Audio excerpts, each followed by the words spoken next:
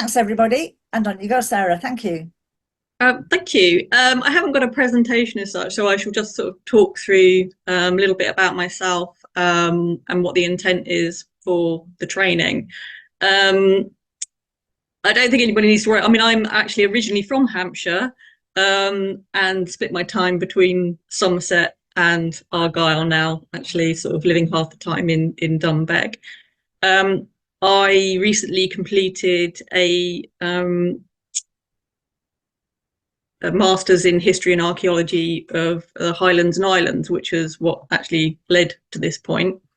And I work full time for the United Kingdom Hydrographic Office in remote sensing primarily.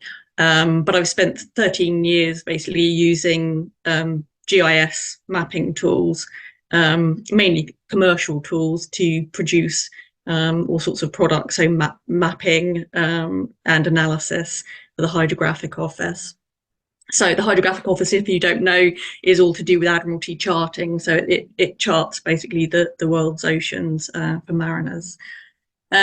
So yeah, I got involved obviously by joining the Lawn History and Archaeology Society with Jill, and went along to a few of the talks and that. Got talking to Jill, and it turned out kind of like there was an interest in maybe being able to use some of the kind of like open source data and tools that's now available. And we were particularly looking at, obviously, there have been areas flown with LiDAR, and that's become available for Ling, I know, or will become available for that. And it was, how can we use all of this data that's out there to do with imagery and mapping and also history gazetteers, that kind of thing, to actually produce some really nice mapping for across heritage organisations. That basically, so that you don't have to pay someone else to do it, and that you're handing out money, because obviously a lot of us, we don't have that kind of money in the different groups to be able to shell out lots of money to produce these things. So I got talking with Jill and put forward the idea that obviously maybe I could help with that. And what's come out of that is the intent is for 4 days of training starting in February, and I think the first day is actually it's Valentine's Day, I believe, 14th of February. So if you'd like to celebrate Valentine's Day, finding out about the power of mapping, basically, and what it can do for you in GIS, then that's going to be the first day. So it's going to be a kind of more of a deep dive that first day into a discussion of the potential of GIS in heritage and related fields, and kind of using a range of examples. So from beyond the fields of heritage.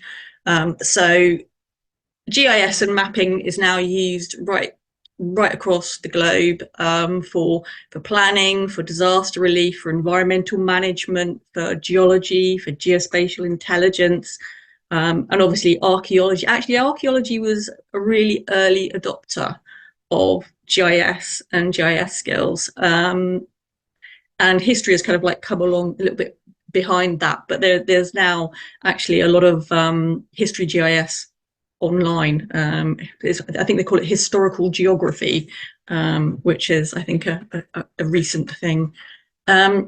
So that first day will be very much giving you examples, showing you examples of how GIS and how this sort of layered mapping can be used to produce either online or for graphics for different types of heritage examples. So that would be day one. And then the second day, which is the following week, that will be an actual introduction to the basics and how to actually exploit that potential of GIS. And I'll go through how to download a GIS application, and then also all the different types and examples of data that's actually available completely free online. So the software is free, you can get it online, and also all of the different types of data that there are available to be using as well, and to make use of. And The one thing I will say is I'm not a complete expert. There's lots of things that as I'm doing this, I'm finding out as I go along as well. And I'm going to take it slowly as well, because I understand that for a lot of people, the moment that you start to talk about sort of software and GIS, and it all gets quite scary. But I want people to not be scared, and to at least sort of like, sort of take a look at it and maybe think about having a go themselves.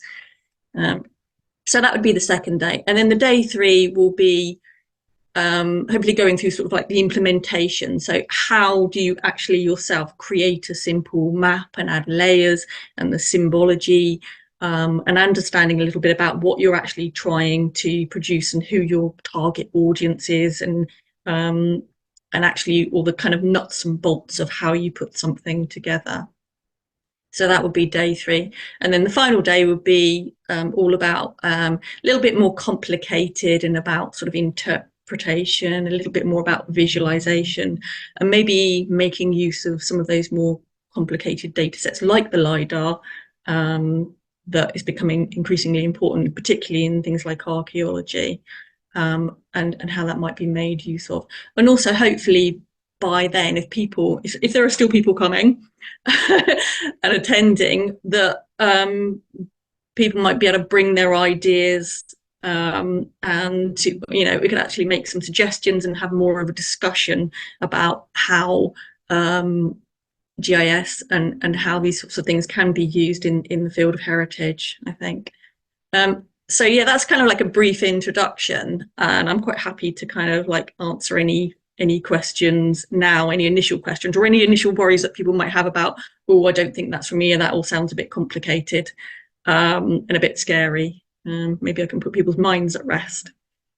Is that okay? Sorry, just unmuting myself.